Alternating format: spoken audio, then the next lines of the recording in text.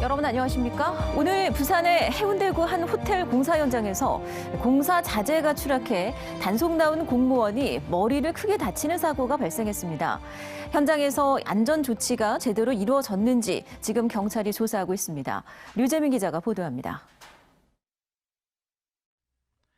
오늘 오전 10시쯤 부산 해운대구의 한 호텔 공사 현장 앞. 노란색 단속 차량에서 도로 단속원들이 나와 현장 관계자들과 이야기를 나눕니다. 잠시 뒤 이들 위로 갑자기 긴 막대 하나가 떨어지고 깜짝 놀란 사람들이 우왕좌왕하며 몸을 피합니다. 현장 직원의 부축을 받으며 나와 주저앉는 남성은 해운대구청 소속 도로단속원 51살 A씨. 호텔 공사 현장 12층 높이에서 떨어진 길이 1.2m, 폭 8cm의 나무 받침대에 머리를 맞은 겁니다. A씨는 이렇게 공사 현장 주변에 적시된 자재들이 많다는 민원을 받고 확인을 위해 현장을 나왔다 사고를 당했습니다. A씨는 인근 대학병원으로 옮겨져 응급수술을 받고 회복 중인 것으로 전해졌습니다.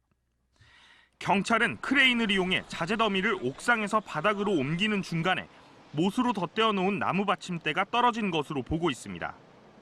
공사업체는 경찰 조사에서 작업 중인 현장을 통제했다고 진술했지만 단속원들은 안전조치가 제대로 이루어지지 않았다고 주장했습니다. 현장 측에서는 화역 작업을 하면서 거기에 온 신경이 있었지 주변 차량을 통제를 한다거나 안전조치를 해놨다거나 한 건 아무것도 없었어요. 경찰은 현장 통제와 안전조치에 문제가 없었는지 조사하고 있습니다. MBC 뉴스 류재민입니다. 네, 그리고 오늘 부산에서는 교통사고도 잇따라 발생했습니다. 연쇄 추돌 사고와 차량 돌진 등으로 인명과 시설물 피해가 이어졌는데요. 박준호 기자가 전해드립니다. 119 대원들이 장비를 이용해 트럭 앞문을 간신히 엽니다.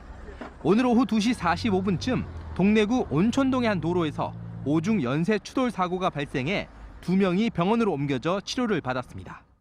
이에 앞서 오전 9시 15분쯤엔 부산 진구 백양터널에서 6중 연쇄 추돌 사고가 발생해 2명이 큰 부상을 당했습니다. 비슷한 시각 수영구 광안동의 한 도로에서 72살 B씨가 몰던 승용차가 택시와 부딪힌 뒤 인근 자동차 인테리어 업체로 돌진했습니다. 또 오늘 오후 2시 50분쯤엔 사상구 학장동의 한 도로에서 택시가 마을버스 정류장으로 돌진해 시민 1명이 부상을 당했습니다. 오늘 낮 1시쯤엔 남해고속도로 제2지선 가락 나들목 부근에서 컨테이너를 실은 대형 화물차가 무게 중심을 잃고 옆으로 넘어져 차량 통행이 4시간 넘게 통제되기도 했습니다. 비슷한 시각 해운대구 해운대로를 달리던 고철운반 집게차가 가로등 전선과 부딪히면서 가로등과 신호등이 부서졌고 1시간 30분 만에 복구됐습니다. MBC 뉴스 박준호입니다. 네, 어제 민간과 군이 함께 쓰는 이 김해공항의 문제점 지적해드렸습니다. 오늘은 항공기 추락 참사 이후 극명히 갈린 정부의 대응을 짚어보겠습니다. 아시아나 항공기 추락 사고가 난 목포공항은 무한 신공항으로 대체됐지만 중국 민항기 추락 사고를 겪었던 김해국제공항은 18년째 여전히 그대로입니다. 이만은 기자입니다. 1993년 목포공항으로 향하던 아시아나 항공기가 악천후 속에 인근 야산을 들이받고 추락했습니다. 66명이 사망한 이 사고는 목포공항 인근 산악 지형이 원인이었습니다. 곧바로 정부는 전남 무안군 바닷가에 새로 공항을 짓기로 하고 착공 8년 만인 2007년 무안국제공항을 완공했습니다. 목포공항 사고 10년 뒤 비슷한 일이 김해공항에서도 발생했습니다. 2002년 4월 중국 민항기가 악천후 속에 착륙을 시도하다 인근 돛대산을 들이받고 추락해 129명이 숨졌습니다. 목포공항과 김해공항, 판박이처럼 똑같은 사고였지만 정부의 대응은 극명히 달랐습니다. 김해공항 착륙 시뮬레이션입니다. 남풍이 불 경우 활주로 북쪽 끝까지 날아간 뒤 항공기 기수를 돌려 남쪽 방향으로 착륙해야 합니다. 활주로 북쪽 끝 지점에서 급선회를 하려는 순간 해발 630m의 신어산과 380m의 돛대산이 눈앞에 나타납니다. 비행기 바로 옆으로 산 중턱이 아슬아슬하게 지나갑니다. 활주로 1A 방향이라고 합니다. 그쪽에서 착륙을 할 때는 이 신어산과 돛대산 때문에 너무너무 위험합니다. 특히 이 시야가 확보되지 않은 상태, 안개가 꼈다거나 구름이 있다거나 이런 상태에서는 조종사들이 엄청난 부담을 가집니다. 김해공항은 한때 일본 항공사에서 부기장의 기장 승급을 위한 착륙 테스트용 코스로 활용됐을 만큼 국제적으로도 위험공항으로 악명이 높습니다. 2002년 추락 사고 직후 김해공항을 대체할 신공항 건설 논의가 시작됐지만 그때마다 안전은 뒷전, 번번이 정치적 이슈로만 활용됐습니다. 김해공항을 확장하느냐, 가덕 신공항을 건설하느냐, 선거가 다가오고 정권이 바뀔 때마다 항상 원점으로 다시 돌아갔습니다. 경제 논리나 우리가 순수한 물류 정책 논리에서 본 게 아니고 또 이렇게 그런 정치적인 이렇게 결정을 해서 지금 어려움을 당하고 있지 않나 생각하고, 그 공항을 하나 짓는 데는 지역 이기주도 있고 부처 이기주도 있겠지만은 정부가 하는 역할이 뭡니까? 그런 것들을 극복하고. 우리나라 최악의 항공 참사가 발생한 지 18년. 하지만 김해공항은 아무것도 달라지지 않았고 항공기 조종사들에게 여전히 공포의 대상입니다. MBC 뉴스 이만흥입니다. 부산시가 최근 무마를 시도한 정보 공개 청구, 바로 오페라 하우스 예산 관련 내용입니다. 자, 그런데 부산시가 왜 이렇게까지 했을까요? 사업의 가장 큰 걸림돌인 예산 문제를 해결했다고 큰 소리 쳤지만 사실은 그게 아니었던 겁니다. 임선웅 기자입니다. 북항 오페라 하우스 건립 예산 2,500억 원 가운데 롯데 기부금을 제외한 1,500억 원은 부산시 몫입니다. 취임 뒤 공사를 중단시키고 사업 재검토를 지시했던 오거돈 시장. 2018년 11월 25일 휴일임에도 불구하고 전격 기자회견을 열고 사업의 가장 큰 걸림돌 예산 문제를 해결했다고 발표합니다.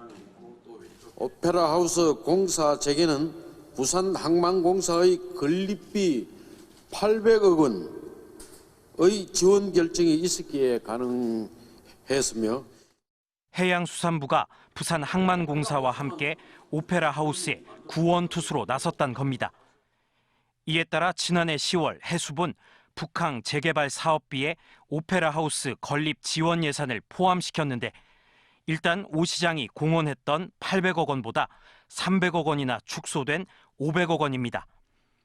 더 큰 문제는 기획재정부가 이 500억 원마저 수용하기 곤란하다는 의견을 냈다는 점.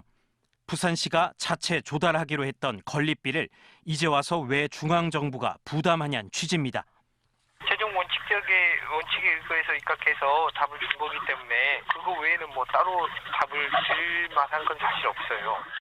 이런 상황에서 시민단체 관계자가 기획재정부에 관련 정보의 공개를 청구하면 예산 문제 해결이 더 어려워질 것 같아 무마하려 했다는 게 부산시의 입장입니다. 예산 확보를 결정짓지 못한 상태에서 말만 앞세웠던 부산시. 섣부른 행정에 뒷감당까지 못하면서 오페라 하우스 사업이 자칫 표류하지 않을지 우려됩니다. MBC 뉴스 임선응입니다. 네, 부산 MBC가 고발한 에코델타시티 토양오염 연속보도와 관련해 환경단체와 지자체, 사업자가 모두 참여하는 전수조사가 진행됩니다. 이곳은 수년째 폐기물 등이 방치돼 왔던 만큼 이 땅속으로 독성 물질이 얼마나 스며들었는지를 확인하는 게 관건으로 보입니다. 송광모 기자입니다. 오는 7월 추가 착공을 앞둔 에코 델타시티 공사 현장입니다. 하천풀들은 유출된 기름 탓에 검게 변했고 폐 공장 부지는 각종 폐기물들이 뒤엉켜 있습니다. 그게 한 몇 개월 되었어요 지금. 여기 고기가 버글버글했는데. 공사장에는 740곳이 넘는 무허가 시설 등에서 나온 폐기물들이 길게는 5년 동안 방치되어 왔습니다. 오염원 속 독성 물질들은 비가 오면 토양과 하천으로 스며드는데 지난 한 해에만 부산에는 87일 동안 1623mm의 비가 내렸습니다. 빗물 투과율을 높인 친환경 공법으로 기반 시설을 만드는 에코 델타시티 토양이 더 꼼꼼히 정화돼야 하는 이유입니다. 지금 저용량 개발이라는 개념을 도입한다고 들었습니다. 이것이 이제 빗물을 최대한 토양으로 많이 빗물이 들어갈 수 있게 하는, 빗물이 지하수가 된 다음에 이 하천으로. 오염된 토양이 제대로 정화되지 않으면 장기간 지역민에게 피해를 입히게 됩니다. 실제 70년대 미국의 러브 캐널 사건에서도 매립된 유해 물질들은 30년 넘게 천천히 주민들에게 큰 피해를 입혔습니다. 토양의 자정 능력도 느린 데다 기반 시설이 조성되고 난 뒤에는 정화 작업이 어렵다는 점을 보여줍니다. 유해 물질이 나오면 당연히 정화를 시켜서 그 원인 물질을 제거한 뒤에 투명성을 고려하여 환경단체와 우리 시 강서구 등이 참여하는 기초조사와 개왕조사, 정밀조사로 이어지는 토양 오염조사는 길게는 수개월이 걸립니다. 일각에선 공사 지연 우려도 제기되지만 서부산의 미래를 이름 그대로 친환경적으로 만들어야 한다는 데는 이견이 없습니다. MBC 뉴스 송광모입니다. 중국 우한 신종 코로나 바이러스 폐렴 국내 확진자가 발생하며 중국 노선이 많은 김해 국제공항도 검역에 비상이 걸렸습니다. 한국공항공사 등에 따르면 김해 부산검역소에서 긴급 검역 대응단을 꾸려 가용 인력 전체를 동원해 검역에 나섰으며 공항 이용객들에게 해외 감염병 정보와 예방 수칙 등을 안내하고 있습니다. 질병관리본부는 어제 국내에서 중국 우한발 폐렴 확진자 1명이 발생하면서 감염병 위기 경보 수준을 관심에서 주의 단계로 상향 조정했습니다. 임단협 협상과 관련해 르노 삼성차 노사가 파업과 부분 직장 폐쇄로 대립하는 가운데 노조가 조합원들에게 오늘부터 정상 출근할 것을 통보했습니다. 노조는 교섭 재개를 위해 정상 출근 지침을 내렸으며 향후 부산 지역 시민단체가 제안한 시민대책위에도 참여하는 등 해결책을 모색해 보겠다는 입장입니다. 이에 대해 르노 삼성차 사측은 노조가 그동안 부분 파업, 정상조업, 지명파업 등 다양한 형태로 파업을 진행해왔다며 노조가 공식적인 파업 중단 선언을 하지 않는 한 협상 재개는 없다는 입장을 재확인했습니다. 부산시는 오는 3월 광안대교 보행 전용도로 조성 타당성 검토 용역을 실시한다고 밝혔습니다. 광안대교는 상판의 경우 총 길이가 7.4km며 현수교 인근 900여 미터 구간에는 현재 교량 유지 보수용 보행로가 조성돼 있습니다. 부산시는 8개월가량의 용역을 거쳐 보행 전용 도로를 적극 검토한다는 방침이지만 보행자 안전 문제와 광안대교 교통 정체도 우려되는 상황입니다. 설을 앞두고 익명의 남성이 어려운 이웃을 도우며 6년째 선행을 이어가고 있는 것으로 전해졌습니다. 남구에 따르면 어제 오후 4시쯤 용호 4동 행정복지센터에 50대로 추정되는 한 남성이 방문해 어려운 이웃을 위해 써달라며 현금 1,000만 원이 든 봉투를 전하고 사라졌습니다. 이 남성은 지난 2015년부터 매년 이맘때쯤 현금 봉투를 두고 가는 등 6년 동안 4,800만 원을 기부했으며 구는 기부자의 뜻에 따라 용호동 4개 동에 각 250만 원씩을 배분해 사용할 계획이라고 밝혔습니다.